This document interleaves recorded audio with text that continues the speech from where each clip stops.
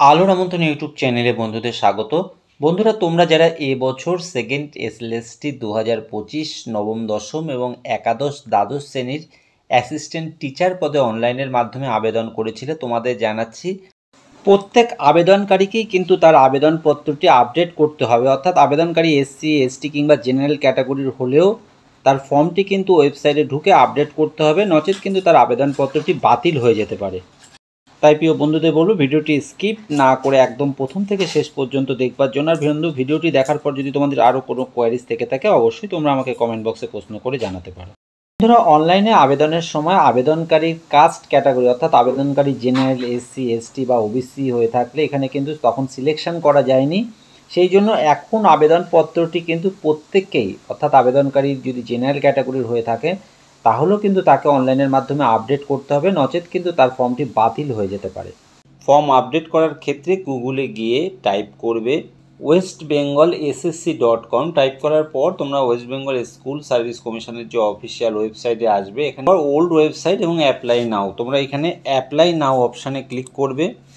Click করার পর এখানে তোমাদের ক্যান্ডিডেট আইডি, মোবাইল নাম্বার এবং পাসওয়ার্ড। বন্ধুরা, তোমরা যখন আইডি পাসওয়ার্ড দিয়ে ক্লিক করছো, এরপর কিন্তু তোমরা দেখবে এখানে দুটো এডিট অপশান রয়েছে। একটি এডিট অপশানে এডিট প্রোফাইল ভাইড নোটিশ নাম মেমো নাম্বার 1433, এখানে যেটি রয়েছে এখানে তোমরা তোমাদের ফটো, সই, জেন্ডার, সেই সঙ্গে নামের বানান যদি ভুল হয়ে থাকে এগুলো কিন্তু কারেকশন করে নিতে পারছো। তুমি জেনারেল কোটা হলেও এখানে কিন্তু তোমাকে আপডেট করতে হবে। এখানে আই এগ্রি এই অপশানে প্রথমে ক্লিক করবে।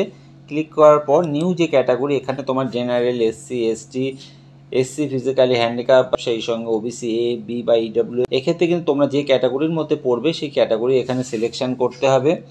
যেমন তোমার যদি ওবিসি এ সার্টিফিকেট থেকে থাকে, এখানে কিন্তু তোমাদের সার্টিফিকেট নাম্বার, সেই সঙ্গে সাব ক্যাটাগরিতে তোমাদের বসাতে হবে।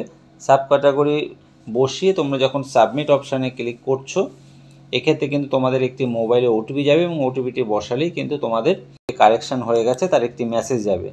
একইভাবে যদি তুমি জেনারেল কোটার ক্যান্ডিডেট হয়ে থাকো এবং তোমার ফর্মে যদি কোনো ভুল নাও থেকে থাকে, এক্ষেত্রে কিন্তু তোমাকে এখানে আপডেট কাস্ট ক্যাটাগরি এই অপশানে তোমাকে ক্লিক করে এখানে তোমাকে জেনারেল কোটার তুমি যে স্টুডেন্ট, তোমাকে এটা সিলেক্ট করতে হবে এবং এই অপশানে যখন তুমি সাবমিট করছো তোমার মোবাইলে একটু ওটিপি যাবে, ওটিপিটি বসালেই কিন্তু তোমার এখানে কাস্ট ক্যাটাগরি আপডেট হচ্ছে। অ্যাসিস্ট্যান্ট টিচার পদে অনলাইনের মাধ্যমে আবেদন করেছিলে, এখানে কিন্তু প্রত্যেকেরই তার কাস্ট ক্যাটাগরি আপডেট করতে হবে।